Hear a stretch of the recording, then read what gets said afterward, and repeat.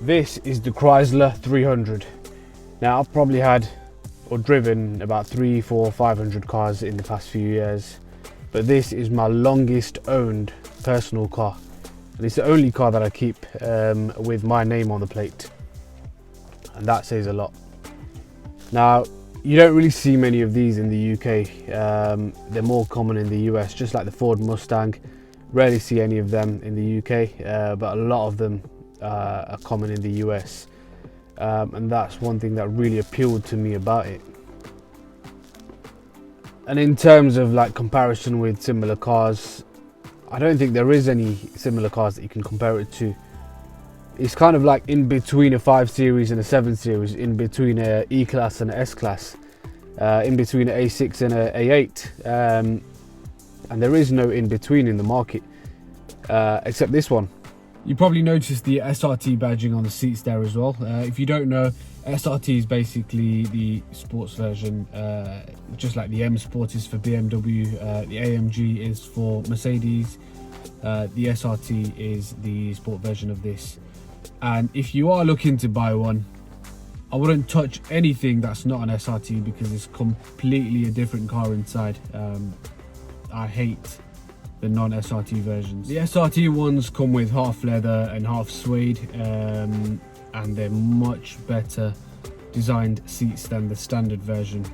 And the other thing I hate, not just the standard version, I hate the estate versions of these. I don't know why they were made, but each to their own. So this is a 2010 model. Now they've been around for a few years before that. But when this one was released in 2010, it was way ahead of its time in terms of specs and the value for money that you get. It's way ahead of its competitors. You would have even seen celebrities driving this car when it came out. People like The Game, 50 Cent, and even Barack Obama had one, which eventually sold on auction on eBay.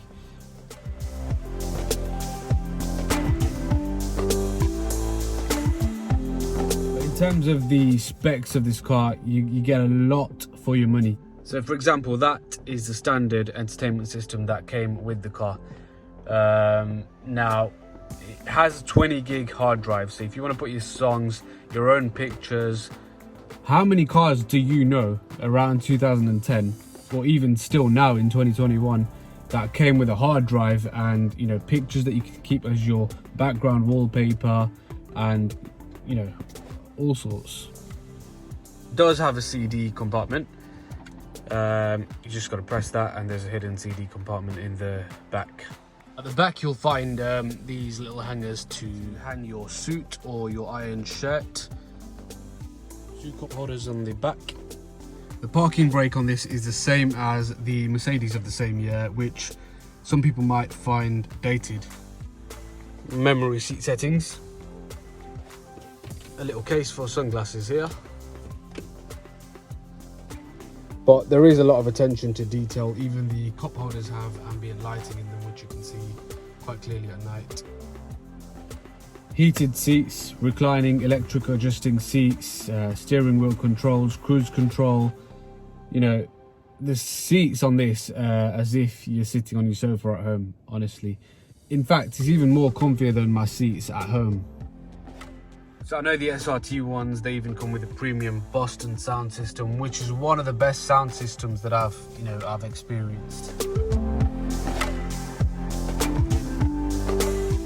So what is it like to drive it?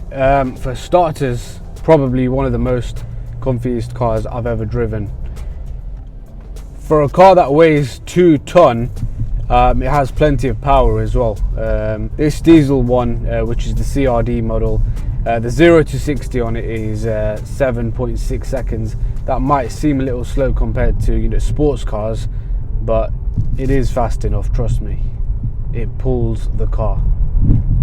Has a top speed of 143 miles an hour, 218 brake horse, and 376 on the torque.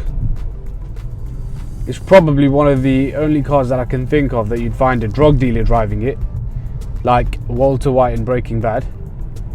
Same time you'd find a businessman driving it, and then at the same time you'd even find this car at a wedding. So there's not many cars that I can think of that you can say the same thing about. And I've used it for a couple of weddings myself, for a few friends, and you know, it really does catch the eye. And it actually runs on a German engine. It uses a 3-litre Mercedes engine. When you think about it, it has a German engine and an American exterior. Isn't that the best of both? People tell me that, you know, you've had a 6 Series, you've had a Range Rover Sport, you've had a Porsche Cayenne. My other current car right now is a Maserati. And they asked me why this is the one I've kept longest. There must be something about it, right? Now, I'm not saying it's better than all those cars, but you know, it's comfort, value for money, the specs that you get. You know, for example, the Porsche Cayenne don't even come with heated seats as standard. Porsches don't come with heated seats as standard. Maseratis don't come with heated seats as standard. In this, you get everything you want and everything you need. The boot size is big enough for the average person as well. You could probably kidnap 2 or 3 people and shove them in the boot if you needed to. We'll have a look in a minute and compare it to similar cars, but before I do that, I'm gonna have to put my jacket on because it is freezing outside. Right, so let's go have a look. So the boot capacity on this is 504 litres, which is actually less than the S-Class, even the E-Class, Audi A8 and even the 5 Series, but it is still a huge boot. So what about the running costs? It's not cheap to run, let me tell you that. You don't expect the same, you know, economy as you would in a, say, 2010 5 Series. You can expect about 25 miles a gallon locally. It is a 2-ton car, so motorway will give you around 42 miles a gallon, and combined is around 35 miles a gallon, and road tax is around £330 for the year. And if you prefer petrol, you can get 3.5 litre petrol, or 5.7 and 6.1 litre petrols in V8, which is known as the Hemi.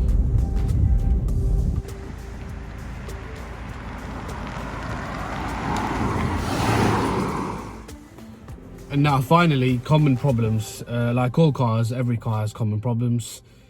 In the 6 years I've been driving this, I would say I've had to do a reasonable amount of work on it.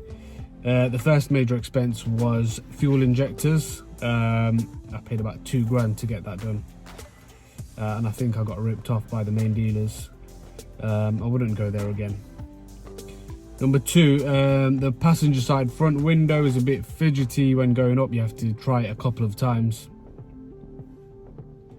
And thirdly, Chrysler have this weird sort of red flashlight, which is their version of the engine light, but they also have the engine light as well.